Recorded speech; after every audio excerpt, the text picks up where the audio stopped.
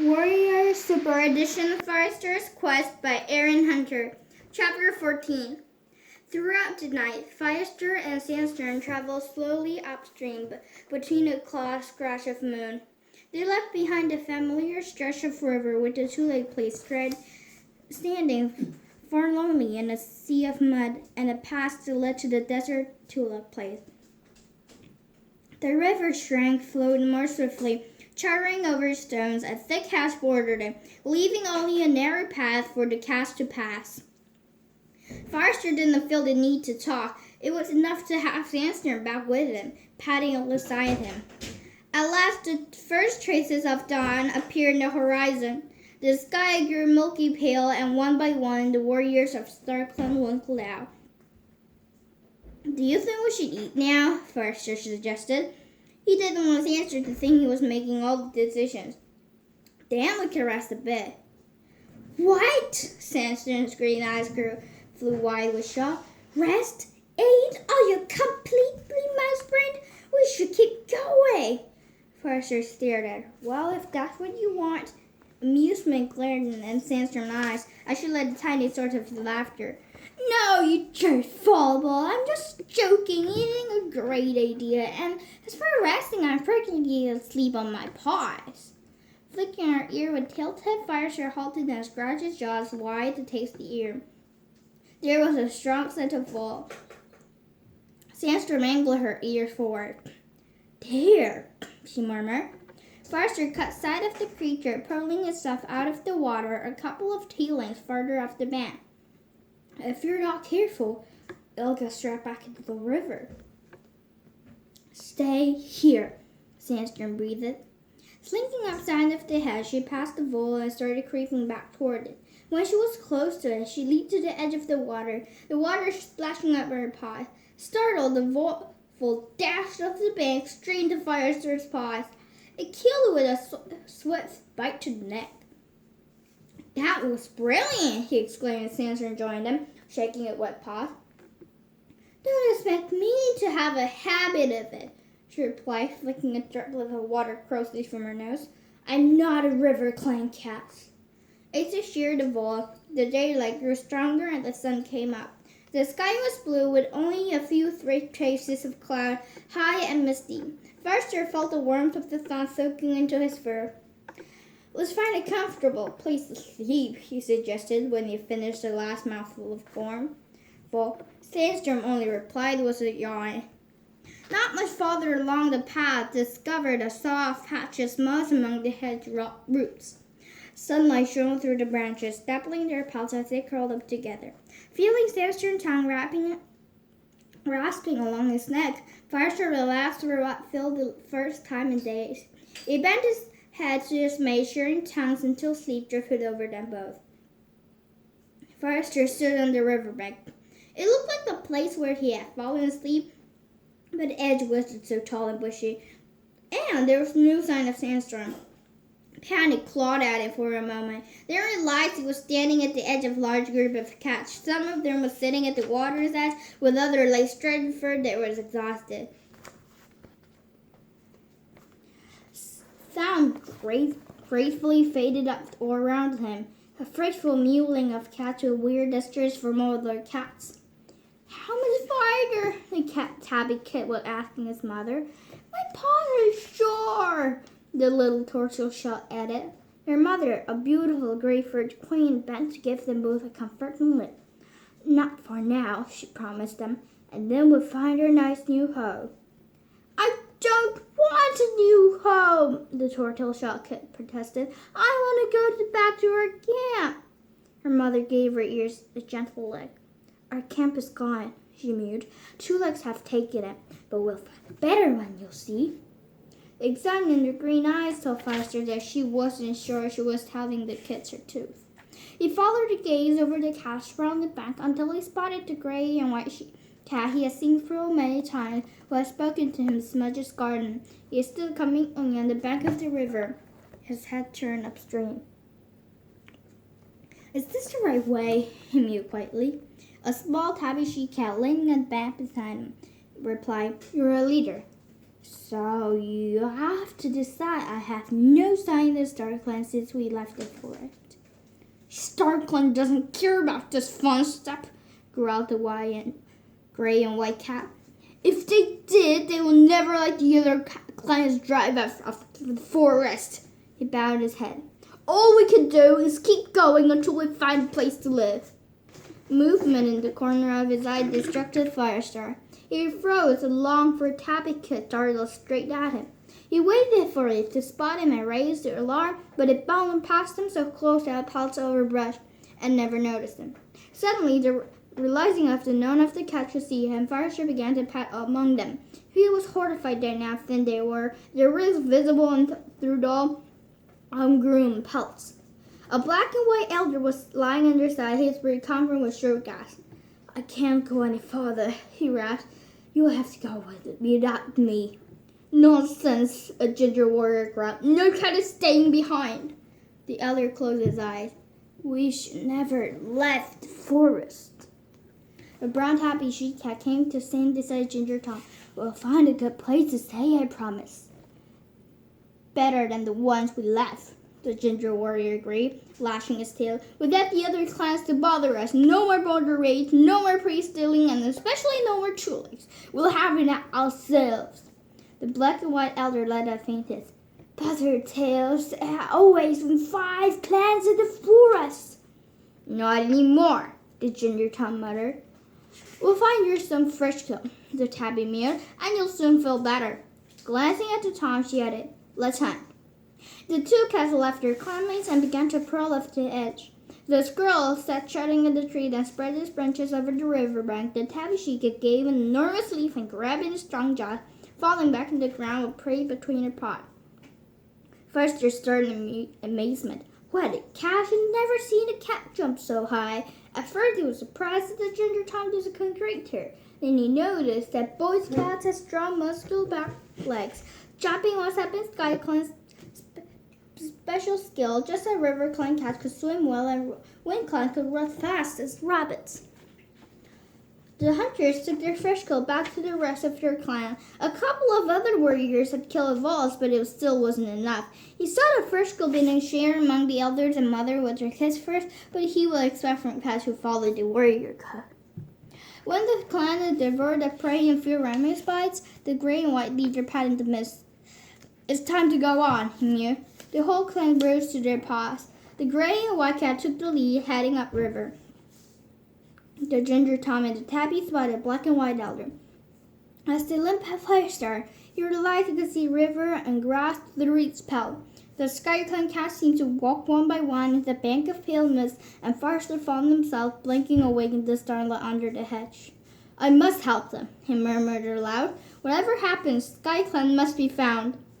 For the next 3 sunrise, Firestar and Sandstorm journeyed on. The river grew steadily narrower, foaming around sharp gray rocks. Everywhere Firestar could see the traces of huge waves that swept Sandstorm away as scattered branches, streams caught in the edge, drying puddles left in the path. In the shallows under the bank, moorhens led miserably from lost chicks. How do you think it's much farther?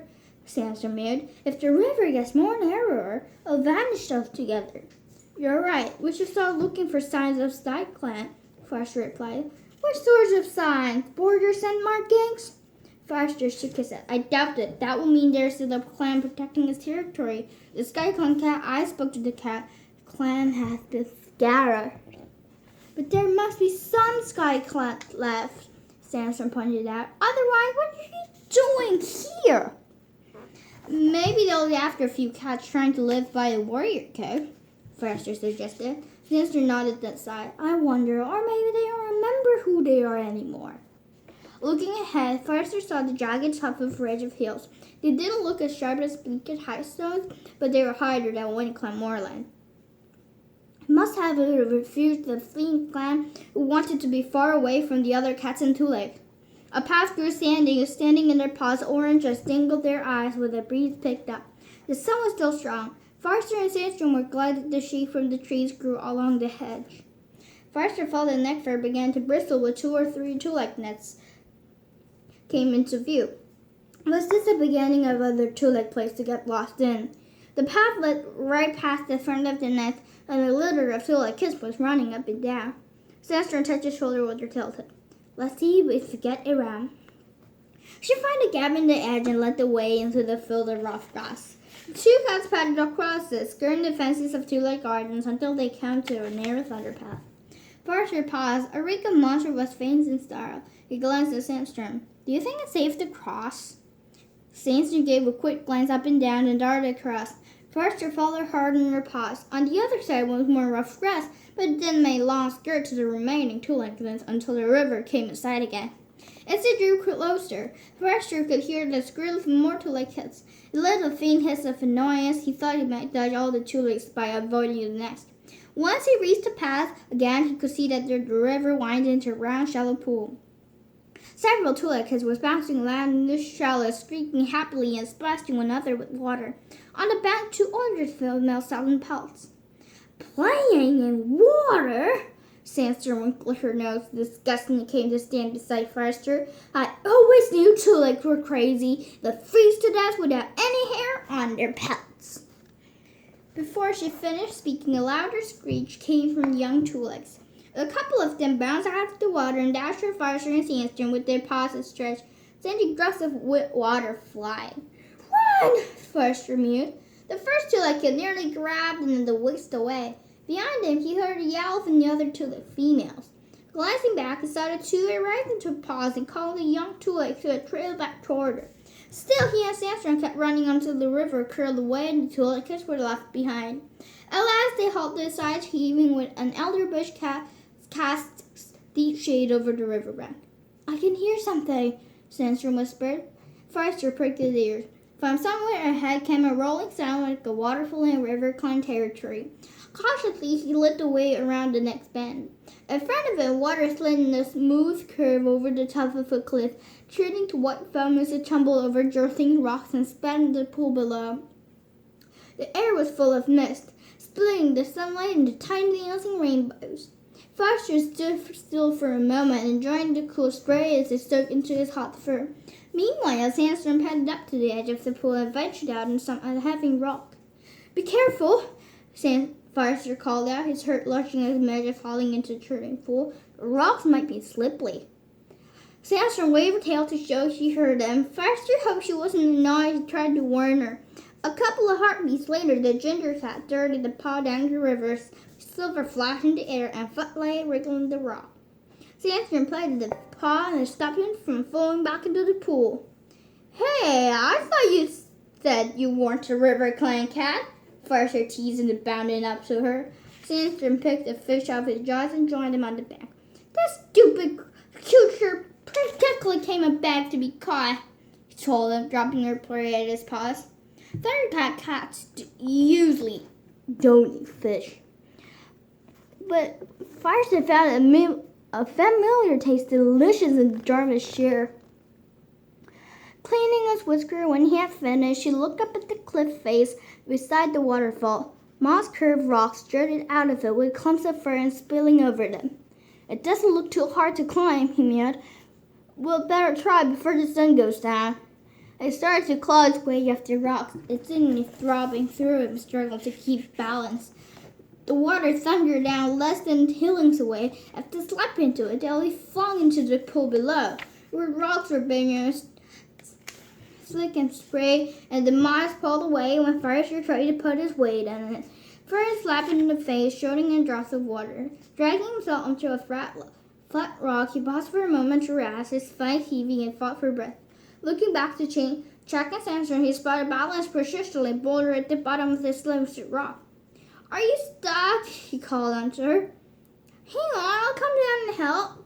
Sandstorm gazed up at it and buried her teeth were hissed and drowned by thunder of water. Stay where you are, she called back. I can manage. Forrester flicked his tail irritably. What did Sandstorm want to prove he could open her? Don't be mouse friend, you can't.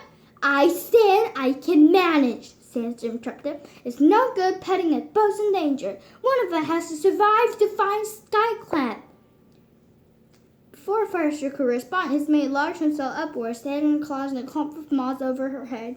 As the moss started to give give way, she scrambled to her hind paws until she reached a deep crack in the rock. From there, she managed to spring across to where Firestar stood waiting, his heart pounding with alarm. See? Sandstone shook herself, squirting drops of water from her pelt. I told you I'll be fine.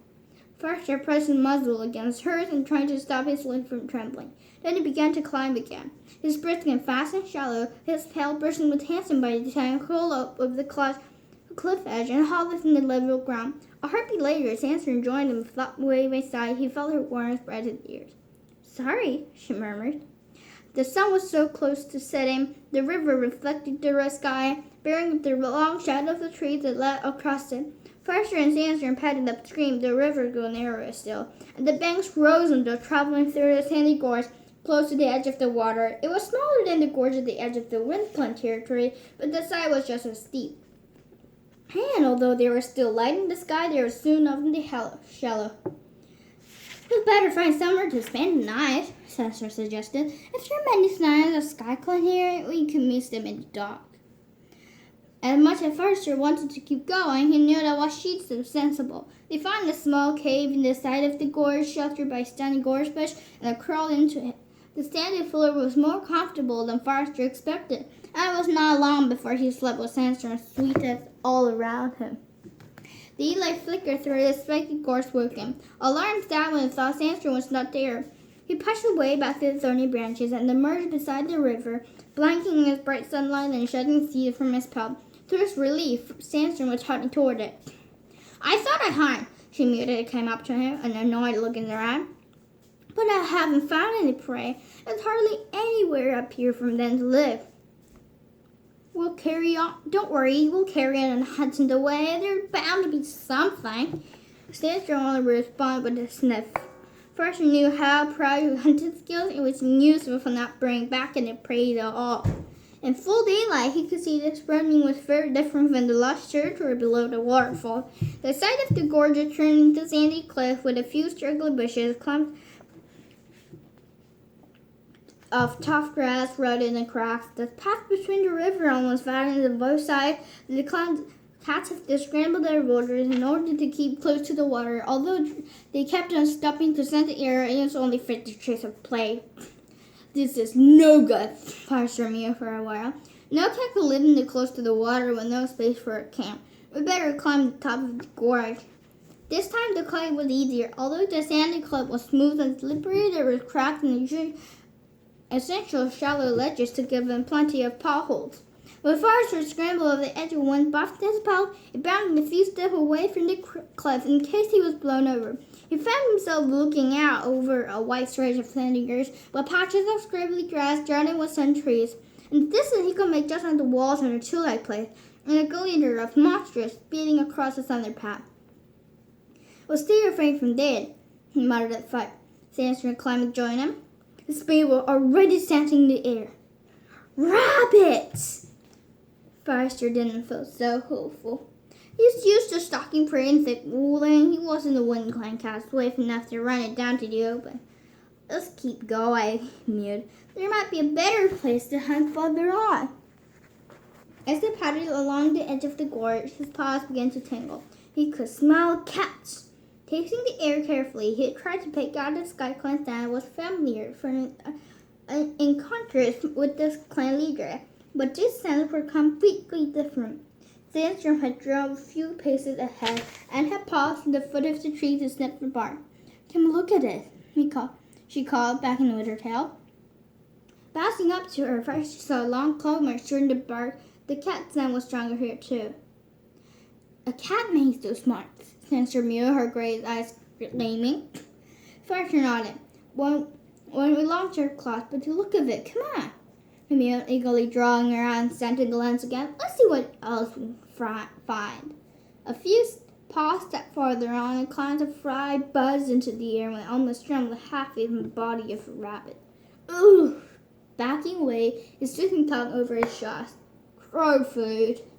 Sandstone examined that rabbit for a distance. Some cat had killed that. It didn't die naturally. There's a cat scent on it. So there are cats around here who hunt for prey. Firestar made himself pass forward again and gave the careless more careful security. I guess the cat was hunting a lot. Yeah, that would explain why they didn't finish his meal. They must be fast like one client to catch rabbits, Forrester retreated as they standing along the edge of the gorge. The scent of the rabbit was different from the scent by the tree. There's rodent kind of cats. But isn't what the sky clan said? Sandstorm asked. Had this clan been scattered? Forrester didn't reply. Although the signs of cats were encouraging, he never felt confident until now, watching them putting the clan together from rogues and kitty pets. It will have to treat every cat was training an apprentice. No, good, because this cat with no knowledge of the warrior code was meant to live in the clan. The test was so darting for a heartbeat. He thought of turning around to go home, then he gritted his teeth with determination. He would give up the quest until he had discovered exactly what cats lived here and whether they would hope of restoring Sky Clan. But now he felt his quest will never end and he will never see the forest again. Sunlight was past when they came to a sandy bank with several rabbit holes leading through the earth. The stench of rabbits grew stronger. Suddenly, one burst out behind the gorge fish and fled along the edge of the gorge. Forrester raced after it, but Sandstorm flashed past him as she slowed watch while she chased the prey and brought it down. Well done, she mewed, padding up to meet Sandstorm as she dragged the rabbit back. Now you're a wind clan cat. When he and Sandstorm ensured the fresh kill, Forrester felt full feed for the time and days. As his man could catch prey here, so did the Sky Clan cats. Sandstorm blinked at him. You're excited, aren't you? Forrester nodded. Every boss that would take the Springer closer. I'm glad I'm here with you. Forrester touched his nose to his ear. I'm glad you're here too. I don't think I could do this without you. They spent that night curled among the roots of a spreading oak tree, one of the full-size trees growing on its one-side cliff. With the scent of snap and bark whirling around them, the rattle of leaves in his ears, Forrester could almost imagine their home in the forest. Sunlight shining in the face woke him. His eye flew up, alarmed. How he managed to sleep for so long. They relaxed at the roots and settled to sleep had vanished, replaced by the sandy walls and the roof of a cave. Sunlight was angling through the opening. He could hear the murmurs of many sleeping cats and Sky Clansmen around them. Raising his head, he saw the furry shapes of warriors crawl among moss and bracken. A shadow fell across the cave, and Forrester saw the muscular tomcat outlined against the light. He recognized the ginger Tom he had seen a vision by the river. Fear clawed at him. What will these cats do to him when I found in your den? But Ginger Tom straight without him. Seeing him, and Forrester realized that once again he was invisible to the Sky Clan cats. Come on, the ginger warrior mewed. It's time moving. All around Forrester, the warriors began to steer and raise their hats. One of them, the brown tabby she-cat, who had caught the squirrel, gave him a stretcher bag and a long strap. Keep your full-on buzzer tail. We're coming. Okay, Fernpal, but you can lead the dawn patrol, the ginger shaman went on. Pick a couple of others to go with you and keep your eyes open at the fox with the button on the other side of the gorge. Fernpal flicked her tail. Don't worry, if you come across it, it'll be crab food. The ginger Tom scaled across the cave and prodded sandy-colored she-cat with one paw. Up you got, Mouse Fang. You're coming hunting with me. I'll pick you up on the way. Knifer, yelled Black Tommy the other side of the cave. You can lead another hunting patrol. But now all the cats arrived in their paws with shaking moss and bracken from their pelts. This is our home now, meowed Buzzard Tail, glancing around obviously. You know where to go. As he spoke, the rest of the cats began to fade. For a heartbeat, Forrester saw the sandy walls in the cave appearing from their pelts. The cave wall disclosed too, and was blinking away in dark gray dawn. Buzzard had a voice back in his ear. You know where to go. Forrester padded out for the shelter of the cave. The sky shone in milky light. A gentle breeze teased the fur. All these signs picked up the traces of the lost planet. His paws tangled with their near lips. What's he do when they find them? I'm here, he mewed aloud. Turning back to where Sandstorm still slept, he spotted the mouse scruffing the oak roots. He jumped into Hunter's crotch and pounced on it, killing swiftly with a bite in the throat. It was Sandstorm by the trailing of it and hands close to her head. Nose. Time to get up, he announced, as her whiskers twitched and they opened her eyes. There's a fresh kill waiting for you. When they continued their journey, they had to skirt thickets of cords and brambles. They go close to the edge of the cliff. Forster still picked a devotional trace of cats with nothing to tell them where the clan was going. And then the bush outdwelled one. Firestar padded up the edge of the cliff again. Forster, scented a mess among the brambles, heard her gasp. It wheeled around to see her straining down the gorge. "Firestar, come and see!" she exclaimed. "The river has vanished!"